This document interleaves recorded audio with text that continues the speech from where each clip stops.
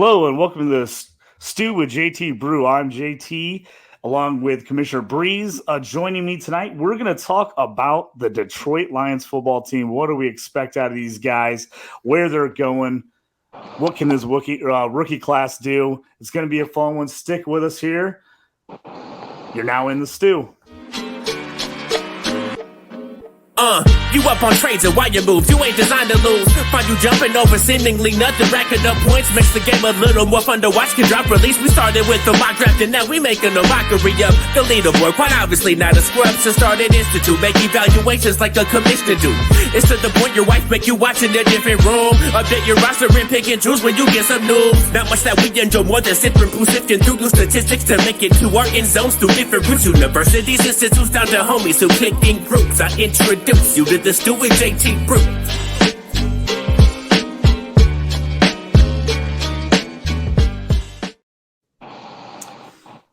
Hello and welcome to the Stew with JT Brew. Check out my guy Chase Baby at Chase Baby Bandcamp for all that music. Great info song he put together for me. So jump on there, check out some of his original music. And I want to thank Commissioner Breeze for coming on today to talk about the Detroit Lions. How you doing? I'm good, JT. Thanks for having me. Yeah, absolutely. Just a franchise that's really struggled over the years, but there's finally some light at the end of the tunnel. As a Lions fan, there's excitement in the air. Got to feel good about coming in this season that people think they got a shot. What do you think? Yeah, like you said, it's definitely an exciting time to be a Lions fan. Ever since Brad Holmes came in, heading into the 2021 season, he's really made some good moves to put the team in a position where they are right now. All starting off with the Matthew Stafford trade for Jared Goff. At the time, it was kind of hard for us to see Matthew Stafford go because of what he meant to the Lions and how long he'd been with us as our franchise player. But we kind of was at a crossroad. I think the change of scenery was best for both Stafford and the Lions. Stafford won a Super Bowl out of it. The Lions got, a couple of first-round draft picks out of it. And now they're in a position now heading into this season where they are the favorites to win the division. So I'm definitely hoping that the momentum continues with the team, and hopefully we can see the playoffs for the first time in, I think, 6-7 years. So I'm definitely here for the ride. Yeah, that's good. Let's get into the rookies. Talking about making the Stafford trade, getting those draft picks is something they've kind of been building, and then 2 first-round picks this year. Let's talk about the draft a little bit. Really shocking some people when they went number 12, running back Jahmyr Gibbs out of Alabama, and then backed it up with number 18 going Jack Campbell out of Iowa. I saw an article the other day that said, usually 17, 18, 19 guys got first-round grades on them. The Lions staff said, hey, we only had about 14 guys with a first-round grade. So we didn't do any crazy jumping up or down. We looked at the guys we graded first round. We looked at those 14 and we said, who got to us? And we kind of jumped in from there. And that's how they ended up taking those guys. Kind of what did you think as a Lions fan? Is obviously some really talented players. The biggest knock on the Lions, did they go too high? Did they draft these guys too high? Could they got them later and got better value out of them? Kind of what are you thinking about what happened there, especially in the first round of the draft? I mean, looking back in hindsight, anybody can say, hey, the guys that we took in the first round, maybe they could have won the second round. But in actuality, when you're in the draft rooms and you're looking at the player boards, if you don't get your guys and you end up missing out on them, you can set the franchise back 3, 4, 5 years down the line. So I actually am okay with the line and Brad Holmes, taking Gibbs and Jack Campbell in the first round, because that told me they want players who can come in and contribute right now versus waiting a year or two to see what they got in these players. So it didn't get a lot of it got mixed reviews around, the league and around football fans in general. But overall, I think that, if they're moving along with their vision of being a division contender, this is the right move that they need to make to put them in a position to compete each and every Sunday. Yeah, I like the move. I think sometimes people get so obsessed with value and where a guy should go. And I like to like what you said. If you really like those guys and those are your guys, do you really want to be messing around thinking, oh, can I get the exact perfect value for them? And I wait and I try to get them a little later, or I trade back hoping they're still going to be there, and then you miss out on them. To me, that's the worst thing. If you know you want a guy and you play that game of trying to maximize the value, which of course everybody wants to do, but then you miss out on the guys you actually want. I think that's worse off, don't you? Yeah, definitely. I mean, this is why the GMs, they get paid the money they get paid, because they have to be strategic when they forecast and, plan moves like that, because they're seeing things that the normal casual fan, you and I, we may not see right at the surface, but you hear about stuff like after the draft, you had like a couple of teams, had we not taken Jahmyr Gibbs where he went, would have taken him a few picks later. So that's why I kind of said, back in hindsight, it's easy to say we could have got him later, but we'll never know. Mm-hmm. Yeah, Jack Campbell's one of those guys, you look at him and Gibbs. If you look at 10 years ago, 15 years ago, nobody's saying either of these guys are a reach in the first round. It's just that people are kind of down on running back value. They're down on inside linebacker value. And so, again, teams are kind of ripping because like, oh, you don't need to spend that much draft capital on those positions. But you went and got, which many people consider Gibbs the second best running back by far in this draft, behind Bijan Robinson, who, of course, everybody was ripping the Falcons for taking Bijan in the top 10, looking at that. And when he went in the top 10, that had to move Gibbs up everyone's board, knowing that Bijan wasn't going to drop into the teens, which meant Gibbs wasn't going to get into the 20s like a lot of people had thought maybe. And then Campbell, a guy that most people had clear cut the number one inside linebacker in this group. Now, people, again, down on the value of inside linebacker, but there seemed like a pretty big gap between him and the next best guy at inside linebacker. And if you looked at the Lions last year, that was one of the positions they really needed. They needed inside linebacker bad. And so I actually didn't feel like it was that big of a reach, especially for them. There was all kinds of cornerbacks on the board, but they actually had signed a bunch of guys in the offseason, Cameron Sutton, Johnson Gardner. So it seemed like that was a better spot to go, especially with their edge rushers they already had on the team. The biggest eyesore, it seemed like to me, was that middle linebacker spot. Yeah, definitely. It was a reason why, last couple of years, so many teams was able to run the ball effectively against us, because we couldn't tackle well. And that was primarily a responsibility of the linebackers, the middle of the defense. And, Brad Holmes identified that and said, you know what, this might not be a popular pick to the consensus, but I'm going to give my guy at pick 18 and Jack Campbell. So, again, I like the pick. It just signals to me like this regime, they got a plan. They know what they're doing. They know where they want to go. And I'm on board with it. Let's jump into the second round, where I actually thought, now we want to talk about value. I actually thought they got some really good value in the second round. 34th pick, they got tight end Sam Laporta out of Iowa. A lot of people, he, depending on whose board you looked at, a lot of people ended up having him as their number one tight end, depending on what you were looking for in a really talented tight end group. I liked all the guys in the top 5. I think are really good players. I'm excited to see a lot of them play. And then they went and got defensive back Brian Branch from Alabama at the number 45 pick in the second round. And if you're looking at pre-draft rankings, almost everyone had him as the top DB, safety / nickel. Obviously, a lot of really talented cornerbacks on the list, but almost everyone had him. And again, people are a little bit down on the safeties, not saying you should draft them as high, and they went out and got him. So, you look at it, in the first 2 rounds, the Lions technically, just because people don't love those positions, doesn't mean you don't need them. It doesn't mean you don't still have to have them on the team. They went and got arguably the number one player at 3 of those 4 positions and the number 2 guy at running back behind everybody's favorite Bijan. So, I mean, you got the top of the heap in those first 4 picks. Yeah, that honestly, when we got into day 2, round 2 of the NFL draft, the fact that Brian Branch was on the board, I was very surprised. And then he just kept dropping and dropping and dropping. I'm like, wait a minute. Because I was saying to myself internally as a fan, nah, we ain't got a shot at him.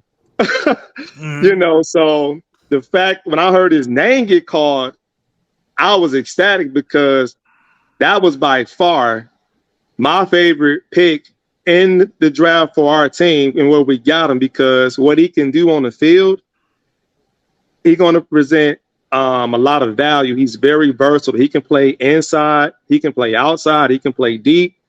And the beautiful thing about it is we don't got to throw him out there right away because we got CJ Gardner, in the backfield with Tracy Walker, who's going to be our starters. We can kind of just throw some in there on certain packages, or, in case somebody get hurt, of course he'll have a bigger role then, but we ain't got to necessarily throw him in right away, so he can really learn and get a feel of the pro game, as he transitioned from college.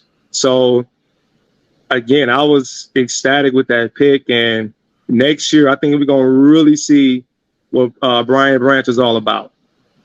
I was super jealous of that pick. I have to be honest. As a Steelers and a Colts fan, I wanted both of them to take him. I was looking at him at like late first round. I was like, I thought he was going to go in there. When he started slipping the second round, I was like, man, maybe the Steelers or the Colts could jump up and grab him here. And then when he got the Lions, I was like, that's just a great pick. I was like, man, they're just taking the top guy at every position. And we've seen Alabama secondary players the last couple of years have come in and had really, really good pro careers. And like I said, the versatility of Branch, I think, is the thing. People saw, the S next to his name as a safety, but I think he's, he can play free safety, he can play strong safety, he can play that nickel corner. I mean, I just think you can move him all around. I mean, you go dime packages, he could technically probably be your middle linebacker in dime coverage.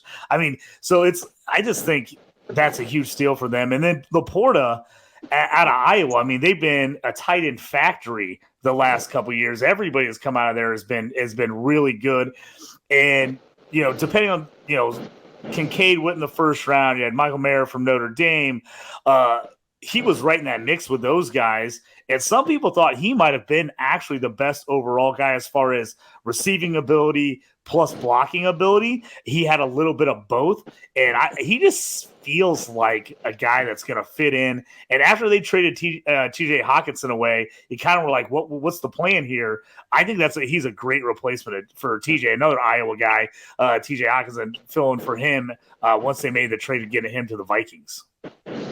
Yeah, I agree 100%.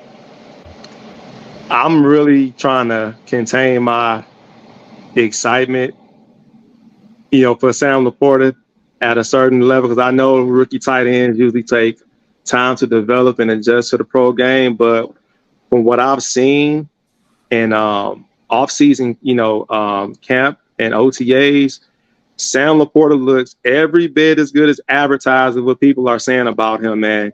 If we see any of that translate early on in the season, it's going to be a rush on the waiver wire from him after week 1, because, J-Mo, he's out for the first 6 weeks, so somebody else going to have to step up besides Amon-Ra St. Brown in the receiving game, and I think Sam Laporta is that guy. I love the fact that he's so fluid in his route running. He looks crisp, and the way he moves, his body control, and I just love the way he fight for the yards after contact when he have the ball in his hand. So I'm really excited about what Sam Laporta going to bring to the field this season. Yeah, our buddy John McGlynn just jumping on, saying, look at these two studs brewing it up. Hey, thanks, John, for jumping on and saying hi to us. We did a great show with him not too long ago on the Commissioner Evaluation podcast with me, you, and him. It's always good to see John. I saw John yesterday at the Scott Fishbowl live draft in Chicago we had yesterday. It was fantastic. And I was actually just going to say, I got sniped on Laporta in the Scott Oh, Fish man. Bowl, and I was mad about it. He was the pick right before me. I'd already gotten Goff in the 5th round. It was coming back to me in the 7th. I was like, ooh. I was like, this might be a little early, but I'm going to get Laporta here. I love this stack, and he got taken right before me, and I was so mad I had to step out of the room for a minute. I was like, whoa, now what am I going to do? I was like, who am I going to pick now? Because he was my guy that round. I was eyeing. So a lot of times we talk about that 3 years it takes kind of those rookie tight ends to break out. I feel like Laporta's way ahead of the curve on that. And like I said, everything that they're talking about in camp is that he seems ready to go. He's not a guy that's going to need a lot of time to learn the system, try to figure it out. They said he was just tearing it up in OTAs. I feel like you said, no Jameson Williams, start the year. I think he could shock a little people. I mean, I don't know how much they're going to get as far as straight statistics, fantasy wise, but man, I think he's a guy who's going to have some impact on the game. Yeah, definitely. Again, he's. I'm super excited to see him on the field. I wish I could have gotten more exposure to him in my rookie drafts, but I was fortunate enough to get one share. But I can see it right now, that big waiver wire push after week 1 to get him, on your team. And I mean, who knows, maybe he could have an outlier, rookie season. I mean, it's only happened every so often, your Kyle Pitts, Evan Ingram type seasons. Not saying that Laporta be the guy to do it, but I think if he did something close to that, I wouldn't be surprised. Yeah, I feel like he could easily get 60 catches, 500-600 yards, and a handful of touchdowns. He just seems like he's definitely going to be a guy that's going to swing some weeks. Let's continue down the draft board, and another guy that everybody was talking about. Where is he going to go? And finally, in the 3rd round, he came off the board, number 68 overall, Tennessee quarterback Hendon Hooker. This was a guy people were talking about left and right. I mean, people were saying, hey, he would have won the Heisman if he didn't end up getting hurt at Tennessee and tearing his ACL. And then another thing that says, everyone said, would he been in that conversation to be a top 5 QB, top 5 or 10 pick in the NFL draft if he hadn't had the ACL injury? No, he's a little bit older, but we've seen kind of that hasn't made as big of a difference lately with quarterbacks, with the length of their careers kind of spanning a little bit longer. What do you think about Hendon Hooker? Is they just taking a shot on him? Do we actually think that he could be the future behind Jared Goff here in a couple of years for the Lions? First off, I like to say, going into the draft, I had tweeted out the Lions as being a destination I would like to see Hendon Hooker land, because he will be put in a position where he won't get thrown out there right away. Then that's something that is kind of a lost art in today's NFL. You don't have the luxury of being able to sit 2-3 years behind a good to great quarterback. The last really, I'll say, notable person who was able to do that was Patrick Mahomes for that 1 year, when he came out. So, being, him tearing his ACL, just give him time to learn the playbook, learn from Jared Goff, pick his brain, kind of see, what worked, what doesn't work. And then you got Ben Johnson, the Lions offensive coordinator, one of the hottest OCs in NFL right now, to learn from as well. So I thought Kenneth Hooker was like one of my favorite, value quarterbacks to come out. Not saying he would have the highest trajectory to succeed out of the quarterback class, but I did like his metrics, how he fared compared to the quarterback class that he's a part of, going into this season. So it's definitely possible that Hendon Hooker could be the future for the Lions. This is a very important year for Jared Goff in regards to his contract situation. It's a lot riding on the season for him and for the team, because we got playoff aspirations as a team. And if he propels us to that place we haven't been in the last few years, like I alluded to, then chances are, Jared Goff will probably get a new deal, and Hendon Hooker just to be, holding the clipboard and just being our QB2 on the team. But on the other hand, if Goff were to regress and not do as well, and we don't win the division, we don't, clinch a wild card spot, and, Hendon Hooker began to make progressions as the season is going along, next off season, we could be having a serious conversation about whether the Lions want to give Jared Goff whatever contract demands he's asking for, or should we just take our chances with Hendon Hooker and build around him and see what we got. So it's kind of twofold when it comes to Hendon Hooker. While I like the selection by the Lions, it's great draft value in the third round because, like I said, either scenario that plays out, I think the Lions, turns out to be the winner at the end of the day. It was just good process on Brad Holmes being able to see a talent like Hendon Hooker still there in the third round. Yeah, I actually loved it. People talked about them. Do they grab him like into the first? They maybe take him beginning of the second, try to grab him someone there. I thought the fact that they kind of just let him simmer and then he kind of fell to him in the third, I thought was just fantastic. Again, we talk about value. I just thought that was a great move for them. Obviously, third round picks are valuable picks, but letting him get to you in the third where you're not feeling like you're stuck, like, oh man, we took this guy at the end of the first. We got to figure out a way to play him. I agree with you. I like the value there. I like that they waited till to get him in the third. And then a lot of times with these rookie QBs, the death nails or offenses are terrible. And so you get these guys in there and just ruins their confidence.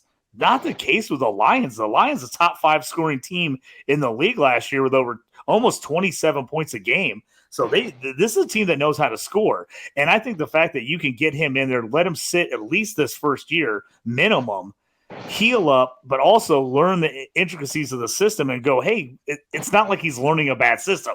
So that's the other thing, too. It's not like he's sitting on a team where, this OC is going to get fired. So he's going to be gone next year anyway, and he's going to have a new guy he's going to have to learn all over again.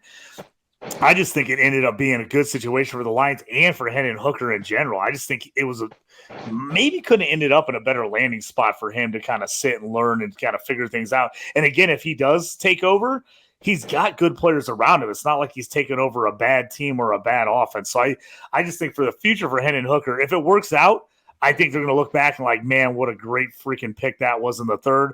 And if it doesn't, it's not a franchise, murdering selection where if they would have taken him top 10, top 12, and he doesn't work out, you're like, well, we just put our whole franchise back 2 or 3 or 4 years. So I thought it worked out pretty well there. Like you said, I just thought it was a good move. And again, I liked what the Lions did in this draft. Again, they probably didn't get the value everybody thought or where the players should go technically, per rankings. But, man, they got guys, high-end guys at every position they took. Kind of finishing up the draft. Last couple guys they took, another third-rounder, defensive tackle, Broderick Martin, added that D-line. And then they came back in the 5th round, Colby Sorsdahl, offensive lineman. And then part of that DeAndre Swift trade, they got an extra 7th rounder where they went out and got Antoine Green, a wide receiver rookie that could fare into the mix here at these OTAs. And once we'll see what he gets in camp. But I thought it was a pretty solid draft for the Lions. And again, draft always brings hope, but I think it brings more hope when you're the Lions this year when you saw the quality of guys you got and you add them to a team that's in the mix already. And then you got the Aaron Rodgers factor. He's gone. People are loving the Lions, man. They're right now favored to win the NFC North, plus 145, I think is what they are currently on FanDuel to win the division. So they're out there. Over-under is 9.5. I'm like, what are you thinking this as you look kind of down the schedule, things about the Lions, you're thinking division. Obviously, you don't want to get too far ahead of yourself, but I don't know if the hype's if they're overhyped. I actually think this might be a legit chance for the Lions to make some noise. Yeah, it's interesting because that NFC North division as a whole is kind of in transition with, like you said, Aaron Rodgers kind of having a stranglehold on the division for so long, being in Green Bay. Now that he's gone, it kind of just makes the division wide open. And going into this season, I definitely like our chances against Minnesota, Green Bay, and Chicago. We've always, at least the last couple of years, matched up pretty well against Minnesota. And we won 5 of our 6 division games last year. Not to say that that'll be repeatable this year, but the possibility is there. But I can see us winning 10, 11 games as everything went right for the team. You know, if injuries are kept to a minimum and everybody do what they're supposed to do, we should be able to get our first division title for the first time in almost 30 years. Yeah, I think that'd be unbelievable. Like, just break it down the schedule. We'll just kind of run through it here. I think the schedule really kind of lines up pretty well for the Lions, even if they regress in the division and they don't have that 5-1 division record. But even if they split with everybody in the division, looking at the rest of their schedule, I think this team's a 10-7, 11-6 team, and I think it's going to be a close division. I've got them winning the division. Actually, they were my NFC North pick. I've got them winning the division with the Vikings and the Bears just slightly behind them. And if we look at this team last year, or just this division last year, the defense was terrible. I mean, the defense was really bad. The Lions, the Vikings, the Bears, all in the bottom half of the league. I think the Packers clear-cut have the best defense in this division, but without Aaron Rodgers, do they have the worst offense? Because the Lions had a really good offense. The Vikings had a really good offense. The Bears, at the end of the year, really started to turn it up with Justin Fields running everywhere. So I think it's going to be really interesting to see, because I think we're going to see a lot of shootouts. And I had a bunch of Packers fans riding me hard because I had them with a terrible record this year, and people were just like, I can't believe you think they're going to be that bad. And I think they can win games, but I'm worried because I think they're going to have to win a lot of low scoring games. I just don't see that Packers offense putting up a ton of points. And I do think they have the best defense in the division. But again, that now means they're going to have to score enough on offense to keep up with these high-powered offenses in the Lions and Vikings. I think that works out to the Lions' favor, because I think they maybe more than anyone else improve the most on defense. So while they still added some nice offensive pieces, I think they added enough defense just to slow down. Are they going to be top half the league? Probably not, but I don't know if they need to be top half. If they got a top 5 scoring offense again, if they can just get a few more stops, a couple more field goals instead of touchdowns, I think this team could definitely go, like I said, 10-7, 11-6. Yeah, you make a good point there. Even if, let's just say, their offense is, instead of top 5, it's top 10, but their defense can be top 20. I think that'd be enough to offset, the regression from offense to get an extra win into, to get to 10, potentially 11 wins to secure the division. Because, we got to understand that, in the NFL, the year-to-year changeover is very real. No 2 years are the same.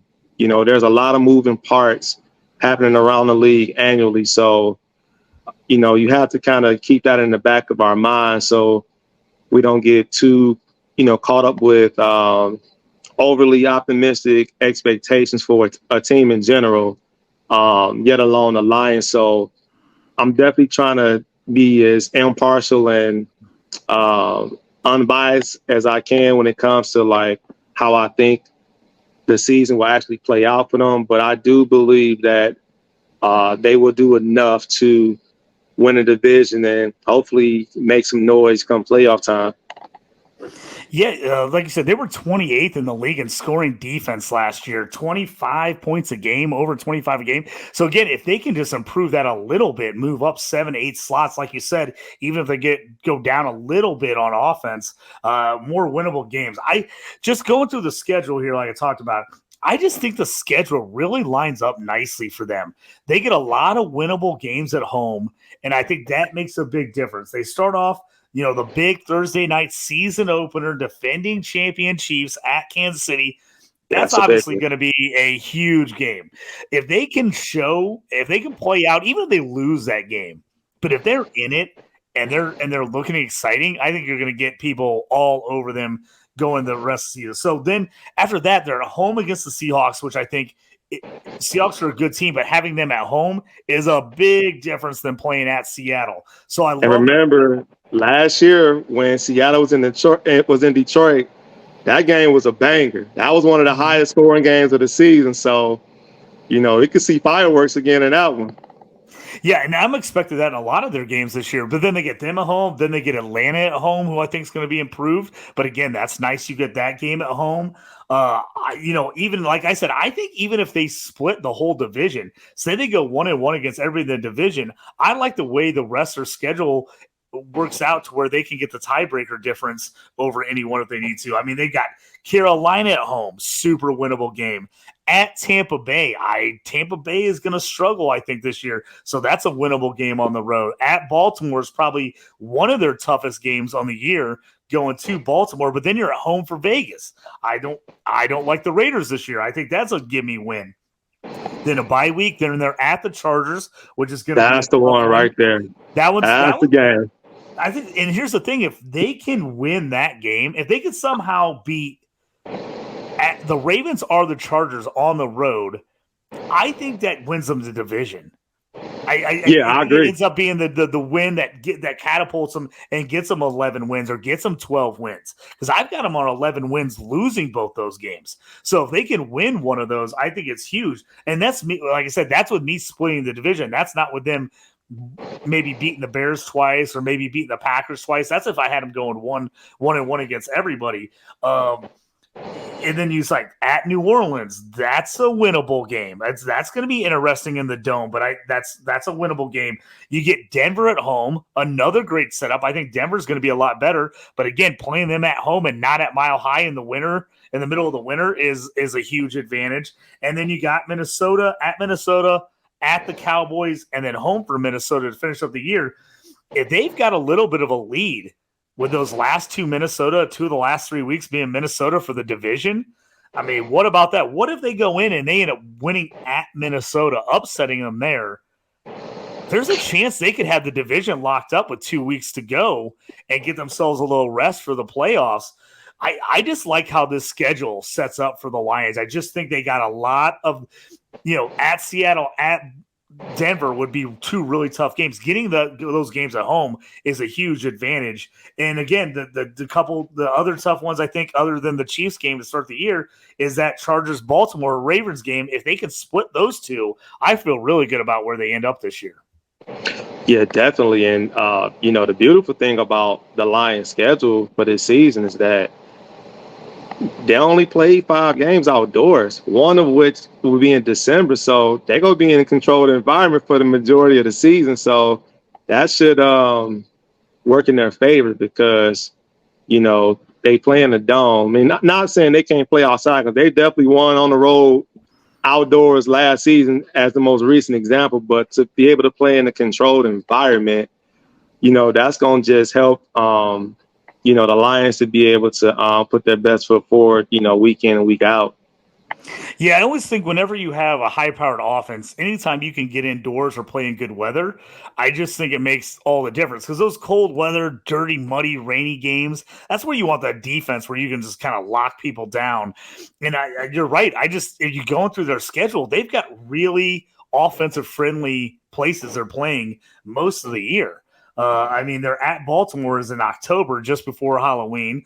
But other than that, you're in Tampa Bay the week before that in October, which you'd rather be there in October than August or September. So you're melting. They got Green Bay earlier in the year, so that helps them out that they're playing. They get Green Bay. Yeah, that's huge. That's huge. Really, you look at the latest game they got outdoors is at Chicago in December. That's really it. After the outdoor Baltimore game in October, I mean, you're inside the rest of the way. I mean, I think that's just a big, big advantage for them. And I just like the way everything is setting up for the Lions. It just feels like fate that everything is finally going their way. Obviously, we'll jump into it briefly. The Jameson Williams suspension and some of the other things, so the gambling things, is kind of been the one downer on this team. We haven't really talked about Jameson. What's up, little guy? We're live, man. We're live. So, what do you think about the James Williams situation? Do you think is this something that's going to kind of hang over his head, or you think this is something maybe he learns from? He's able to work hard, put it behind him, and this is something that maybe is just later in his career, it's just a blip on the radar, as opposed to something that defines his career. I would say it's definitely something that he will learn from. I mean, he's 22 years old, so he's going to make mistakes. That's just part of the growing up process when you're transitioning in life, and in particular from college to pro. So I'm kind of glad that he's kind of going through that now. So it's going to make him a better, not only person, but player on the field. He's been getting a lot of unnecessary criticism for some of the stuff that he's been doing off the field, but I think that the reps that he is putting in now with Jared Goff is going to be huge for when he comes back in week 7, because last year he was hurt, so he didn't have the opportunity to get those offseason reps in with Jared Goff, whereas now he's fully healthy, he's putting in the work. He's been doing work with Amon-Ra St. Brown. So for those, who think that J-Mo going to be a bust or anything like that, it's too early to make that call. I think it's unfair to make that judgment without really seeing a full season of what he can do on the field. So, but when he get on the field in week 7, that's going to change the whole dynamic of the Lions offense. You're talking about somebody who can burn you down the field. If I'm defense is going to be scared to match up against him, because if they play too close to him, he going to burn them. And if they play too, high down the field, you got players like Amon-Ra and Laporta who can beat you underneath. So I think that's kind of like, you can kind of look at him as like a luxury pick for the Lions, because we can maintain or hold it down, the first 6 weeks without him, because we got pretty much our foundation in place to be able to compete week in and week out. But, once he get on the field, man, it's going to be exciting times in Detroit. Yeah, it's like they got a free extra first-round pick, with him sitting out last year, another year removed from that ACL.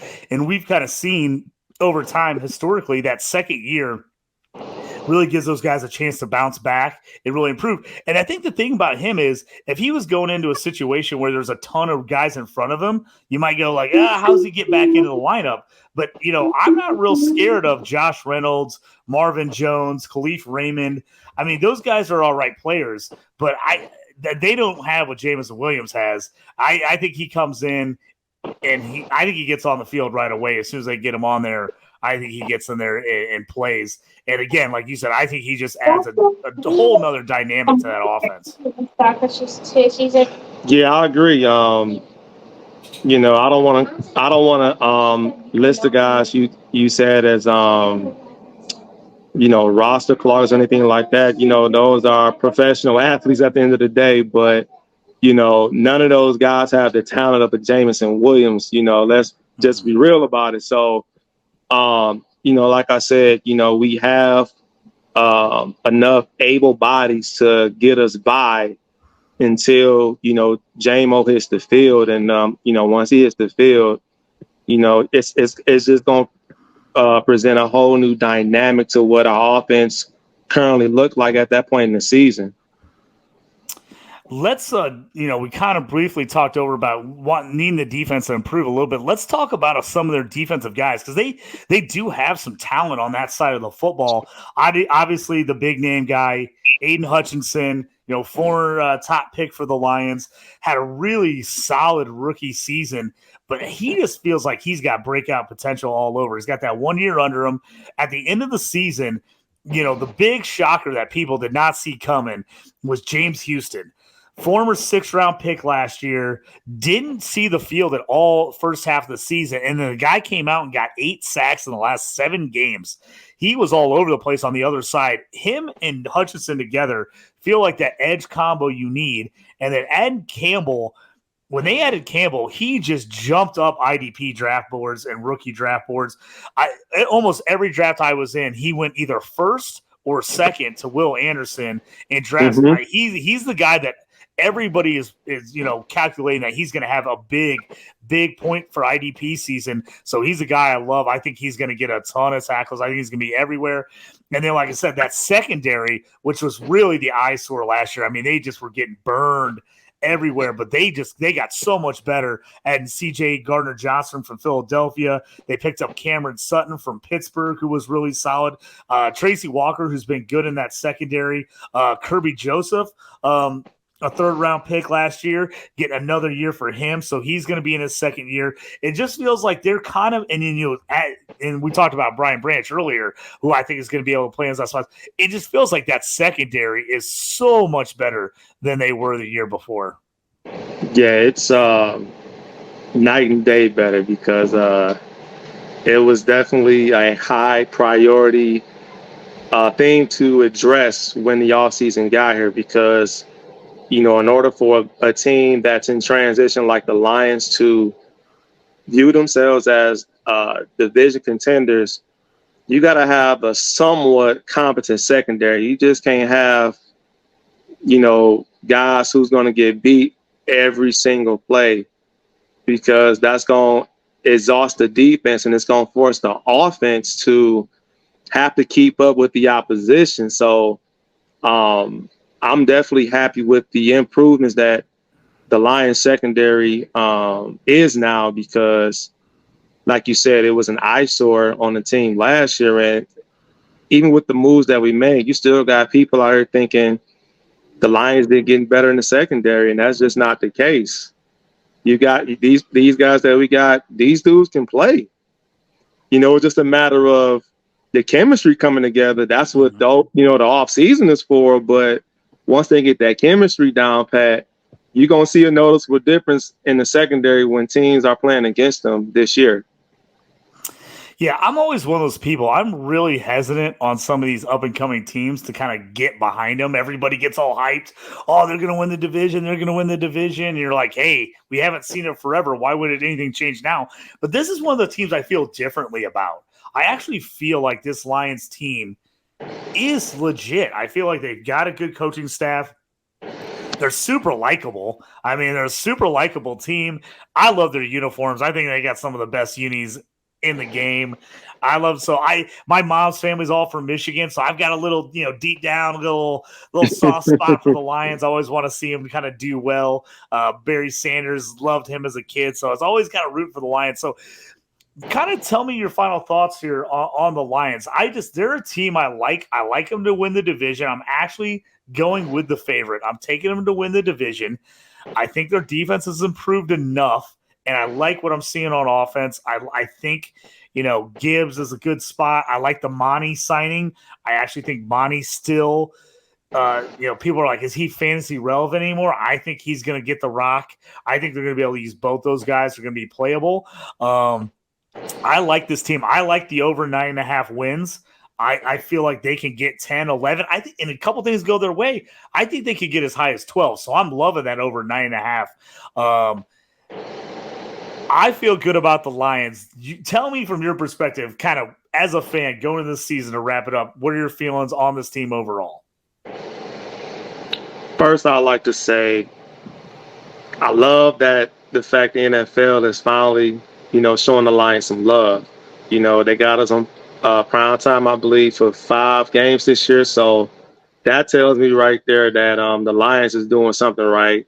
But then, of course, when you have Hard Knocks, that kind of gives us that exposure that people who, don't follow the team can see what the Lions is all about. And that's really made them become very likable, with Jamal Williams, who's no longer with the team. He was such a character and leader for the team. It just kind of made the Lions as a team likable. But as far as heading into this season, everything that you pretty much said about the team, I kind of share that same sentiment. I recently put out the other day, as we get close to the season, that I like Miami to come out to represent the AFC side for the Super Bowl this year.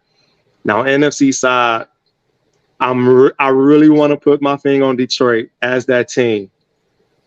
Some people may say it's a homer pick, but I'm looking at the NFC conference as a whole. It's pretty much wide open. Of course, you got Philly, San Francisco, Dallas, but those teams underwent changes as well. Philly lost their top two coordinators on both sides of the ball. What is that going to look like for them? Dallas lost Kellen Moore, which I feel like is an underrated loss for that team. And you got Mike McCarthy, excuse me, calling the plays. So I'm a little nervous about that. And, San Francisco with the quarterback situation, is it Brock Purdy? Is it Trey Lance? Is it, Sam Darnold? So I feel like if the Lions make it to the playoffs, I think they got as good a chance as anybody to come out that NFC conference. So I'm still kind of wrestling with which way I'm gonna lean on the NFC side, who I like to come out to go to the Super Bowl, but that inkling, that gut feeling of the, it's kind of like when Cincinnati went on that run a couple years ago. Mm-hmm. Nobody had picked them going into the season as a contender, yet alone make the Super Bowl. I'm kind of having that feeling about the Lions, but like I said, I love what they're doing. I love the direction that they're going in. They're pretty close to being balanced on both sides of the ball. We could still use a few more pieces on that defensive line to kind of make it a little bit more solidified. But I believe, the team that is currently constructed as it is today is good enough to make some noise in NFC for this year. Yeah, actually, if you look down, I just pulled up the FanDuel's Super Bowl odds right now. Technically, the Lions are 9th overall at plus 2,200, but in the NFC, they're 4th.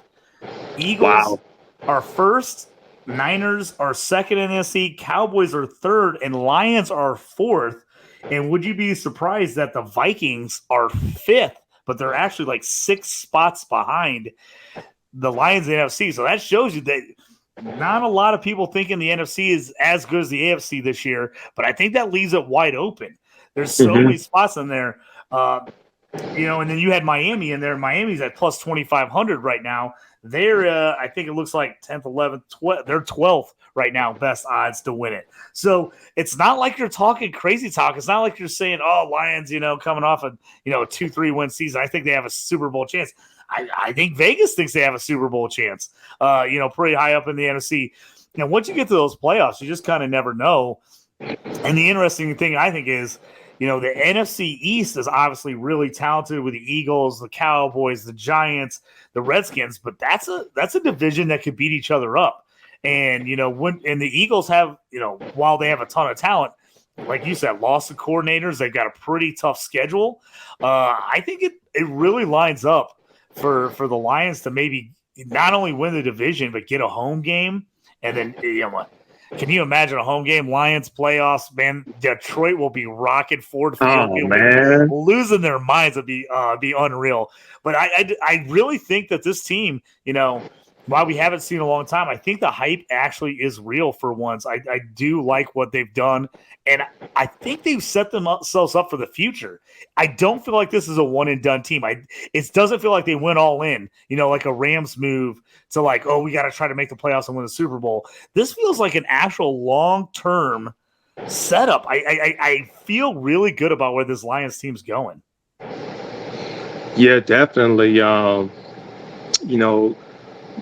Brad Holmes has done a good job of working that salary cap. And since he's been GM, he's had the highest hit rate of any GM in the league at 80%. So that should tell you all you need to know about the direction that the Lions is going in. So I definitely loving what they're doing. I'm loving we got competent people in the front office who know how to run an organization, because you need everybody on every level doing their part in order for a franchise to succeed, not for now, but also for the future. So it sounds like we're both pretty high on the Lions this year. I know a lot of people are too. So, hey, as a Lions fan, you got to be excited, got to be good. Breeze, let everybody know where they can find you, social media, all that good stuff. Yeah, you can find me on Twitter at MCBreeze11, posting content for P2W Fantasy. I also put out random stuff on Twitter, relating to fantasy football, relating to life, whatever the case, but whatever I'm feeling at that particular time of the day. But that's where you can find me. If you have any questions or need to reach out to me about anything, my DMs are open. Be more than happy to chat with you. And yeah, that's pretty much it. Yeah, I appreciate you coming on. You can find me at JT Orange on Twitter, talking a little bit about anything fantasy football wise. I do everything from IDP to Devi to CFF to C2C, a little bit of everything. So also you can follow the show at JT Brew Stew on Twitter. Check us out on the YouTube channel, DynastyProsFootball.com, our YouTube channel. You can find me out there. And then you can always find my articles, mostly IDP stuff, but I've got some risers and fallers and Colts and Steelers articles coming out on DLF. So go ahead and check out DynastyLeagueFootball.com. I've also got my IDP rankings up there. So if you're getting ready to draft for the season, I've got those. Check those out as well. Again, Commissioner Breeze, thanks for joining me. Had a great time. Thanks, everybody, for watching the stew. Check you next time. You up on trades and wire moves, you ain't designed to lose. Find you jumping over seemingly nothing, racking up points, makes the game a little more fun to watch. Can drop release, we started with the mock draft and now we